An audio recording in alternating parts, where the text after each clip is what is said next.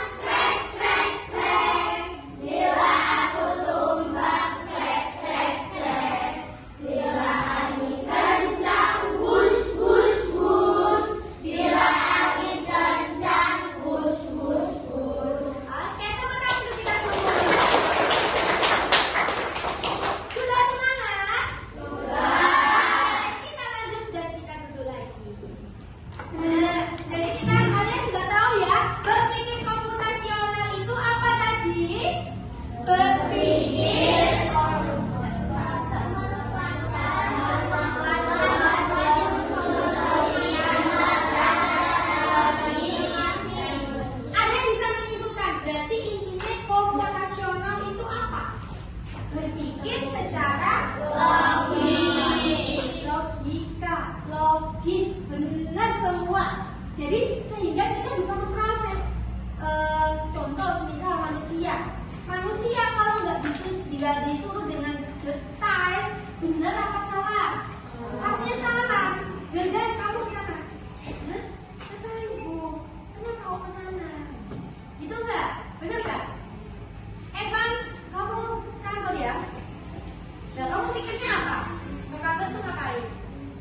Nggak tahu. Coba Arya kamu ke lapangan ya? Terus jawabannya apa kamu? Kenapa Bu kok ke sana? Ngapain ke lapangan Bu? Ada acara apa? Kayaknya nggak ada apa-apa Bu. Pastinya kayak gitu ya kan?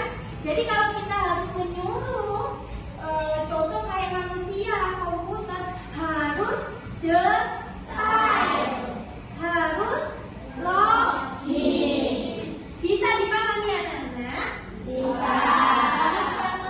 Selanjutnya, berpikir komputasional berkaitan erat dengan konsep 4C.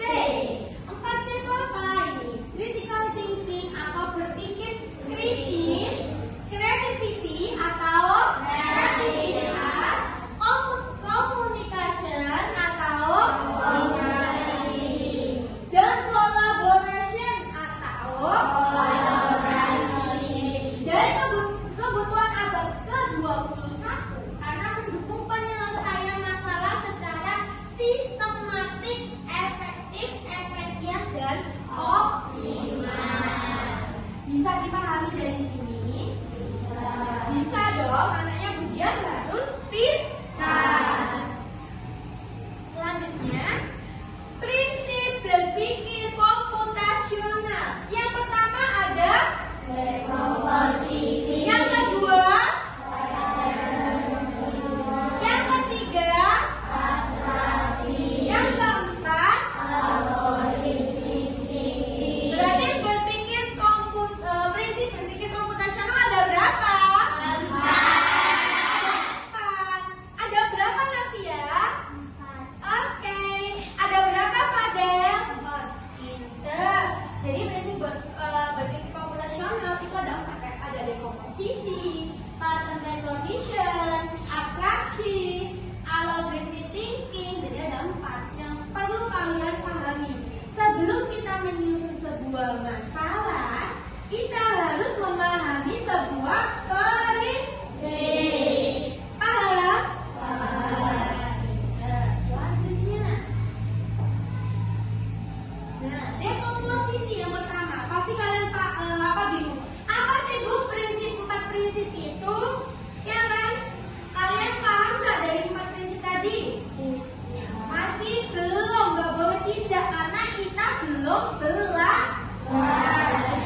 Yang pertama dekomposisi, memecah masalah kompleks menjadi bagian-bagian yang lebih kecil dan mudah dikelola, atau bisa dipahami dengan sederhana sebagai memecah masalah besar menjadi bagian yang lebih kecil.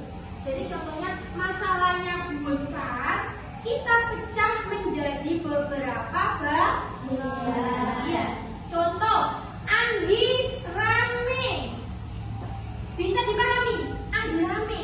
Andi itu rame, Rek. Masalahnya apa kok bisa sampai rame? Kita lihat. Oh, gak ada gurunya. Oh, Andi rame karena tidak ada tugas. Andi rame kenapa mati ya? Karena mulutnya pengen ngomong. Masuk gak Andi? Bisa dipahami? Ada yang bisa memberi contoh lagi dari dekomposisi? Ayo Mbak Ayu, apa? Contohnya? Ya. Apa? Oh, ini biasanya di rumah Andi kok ya nih. Bunga banyak. Jadi banyak bunga yang tumbuh subur. Nah, masalahnya apa kok bisa tumbuh subur? Kok bisa tumbuh subur sih? Oh iya betul, disiram setiap hari. Terus apa Mbak Ayu? Dirawat dengan baik karena tumbuhan itu kayak seperti manusia. Kita harus ngomongnya dengan baik kayak tumbuhan tunggu yang bagus ya, biar bisa bermanfaat. Terus ada lagi Mbak Ayu? Iya betul, matahari disinari oleh matahari. Paham? Ada yang bisa kasih contoh lagi? Ada yang bisa kasih contoh lagi? Oh Mbak Alwa, ayo Mbak Alwa, gimana? Banyak anak-anak tidak mengerjakan tugas, itu termasuk masalah. Yo, masalah gede bu, mengerjakan tugas. Banyak anak berarti aksen ada sih nggak mengerjakan tugas langsung. Gimana cara itunya Mbak? Oh iya, kalian yang nggak mengerjakan tugas, siapa yang pernah nggak mengerjakan tugas? Angkat tangan. Oh, Mas El, Fadel. Oke, Hilda, Evan. Masalah dari Alwa, katanya Alwa itu kalau nggak mengerjakan tugas itu kebanyakan mungkin ya bu, ini gaya apa bermain games. Apalagi sekarang lagi booming yang namanya game apa? Roblox. Nah,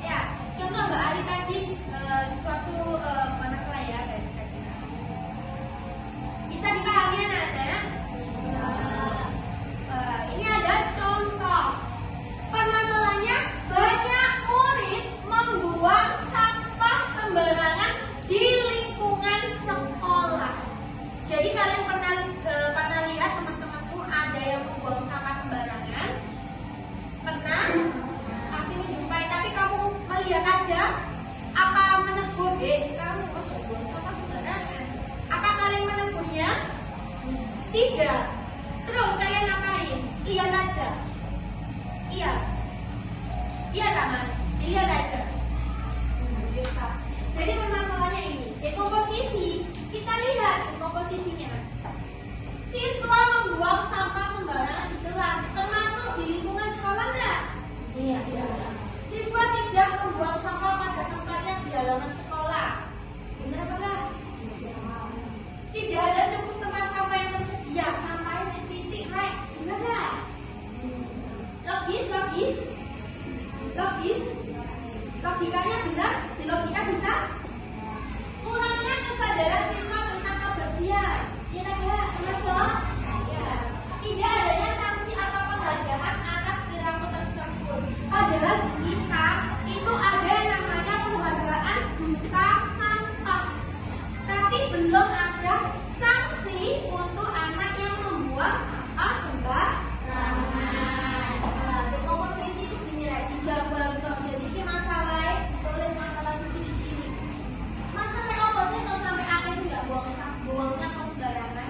Ternyata ini buangnya itu udah kelas, gak hanya di lingkungan. Dan kelas itu apa nggak ngerti? Belum. Ya, pattern recognition. Kejadian paling sering terjadi setelah jam istirahat. Kejadian ini tuh seringnya tuh kapan sih?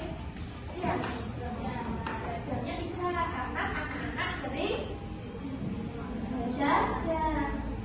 Terus jenis sampah yang dibuang sembarangan, umumnya plastik jajan. Di sini kita masih ada plastik, ada nggak ada. Ini salah satu contoh di luar. Tapi kalau sekolah kita sudah menerapkan yang namanya adiwiyata. Jadi nggak boleh makan di plastik, minum es di plastik, jajan ciki. Nggak boleh. Ya. Lokasi terbanyak dekat kantin dan taman. Di taman coba kalian lihat nanti ya. Di taman kira-kira banyak bungkus jajan nggak? Biasanya itu sundel rek, sundel mani makan kalau kalian mani di buang belum. Tapi kalau sunduk pentol itu karena kayu, itu termasuk sampah apa? Jadi masih bisa diurai. Tapi lebih bagus lagi sampahnya dibuang ke sampah. Lanjut abstraction atau abstraksi. Yang penting di waktu kejadian. Kemudian tempat kejadian. Jadi sampah perilaku siswa. Ya kan? Yang diabaikan merek jajan. Masa kamu tulis merek jajan akan makan jajan somai kering. Buangnya sembarangan. Oh, ini tulis nggak kira-kira? Nggak pakai, nggak penting. Pokoknya tadi itu buang sampah sembarangan kamu tulis. Membuang sampah sembarangan jelas. Ya. Warna tempat sampah. Warna tempat sampah semua warna sama saja. Biar warnanya kuning, merah, hijau, semua sama. Penggunaannya sama. Siapa yang sedang piket saat itu? Jika tidak itu, yang piket ya nggak harus karena sampah tanggung jawab semua kita semua. Bisa dipahami anak-anak? Bisa. Terus yang terakhir, algorithmic thinking atau berpikir algoritmik. Satu, ini menyusun sebuah solusi. Biar masalah-masalah yang kamu buat itu bisa diselesaikan, tapi secara logis. Satu, sediakan tempat sampah di lokasi yang strategis. Sampahnya jangan hanya di kelas, tapi di luar kelas dan di taman. Karena teman-teman anak-anak kalian sering buang sampah sembarangan di tempat kayak gitu. Di kantin terutama harus ada tempat sampah. Karena kalian pada buang makanan, sisa makanan itu asin rek makannya. Kamu buang nggak biasa ya? Buang kadang sembarangan. Kok nggak cukup? Buang di sini. Nggak boleh ya.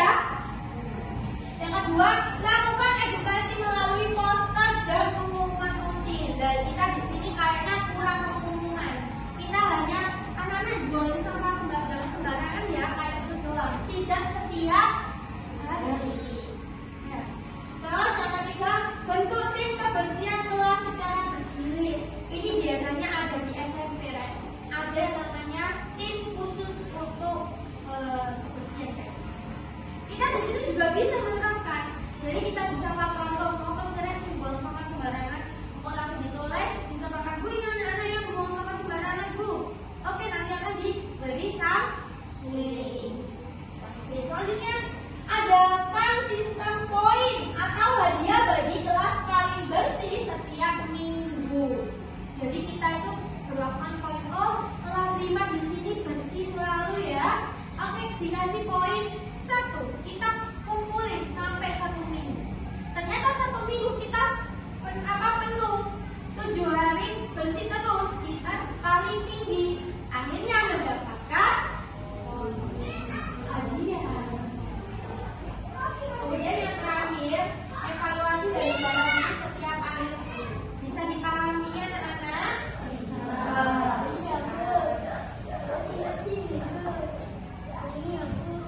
Selanjutnya kesimpulan. Dari yang kita pelajari, kita bisa tarik kesimpulan bareng-bareng. Yang pertama apa? Mengetahui adanya prinsip berpikir komputasional. Jadi kesimpulan yang pertama, kita dapat mengetahui apa?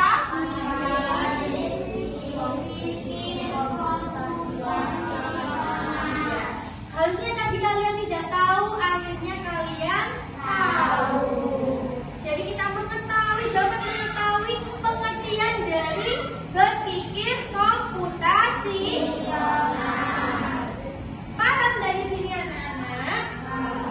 Oke, untuk selanjutnya dibuka buku KKA-nya, kodenya. Untuk tugasnya kalian membuat yang namanya berpikir komputasional. Prinsipnya itu ada 4. Jadi kalian membuat sebuah masalah yang menurut kalian masalah besar di lingkungan sekitar sini. Kemudian kalian tentukan ini dekomposisinya, pattern recognition-nya, abstraksinya, algoritmnya. Jadi membuat masalah 1 dekomposisinya minimal 3. Jadi ya, paham dari sini. Jadi masalahnya 1, dekomposisinya minimal 3. Patternnya 3. Abstraksinya yang penting itu apa? Yang bisa diabaikan itu apa? Nanti kalian tulis ya. Kemudian berpikir susunan masalahnya, solusinya kalian tulis 3. Bisa dipahami? Ayo dikerjakan dulu. Ini sebagai contoh aja.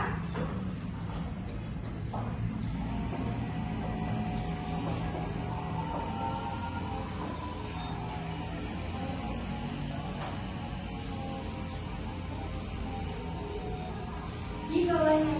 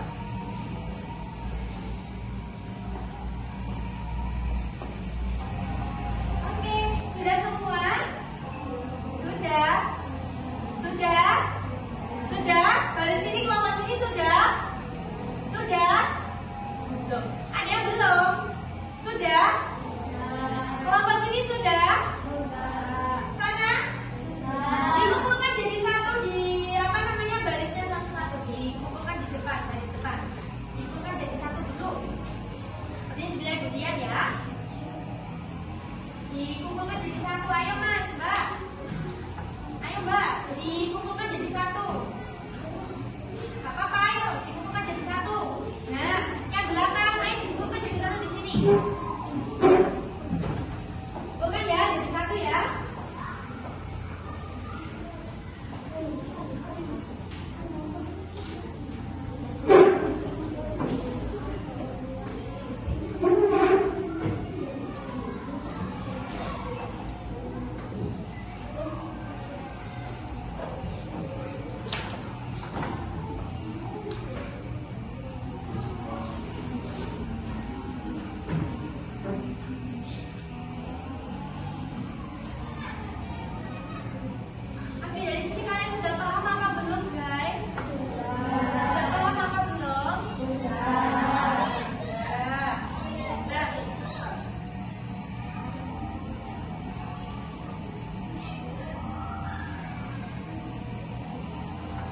Nah ini permasalahannya bagus ini. Banyak murid tidak piket di kelas. Berarti ini masalahnya besar ya. Apa sih nggak piket?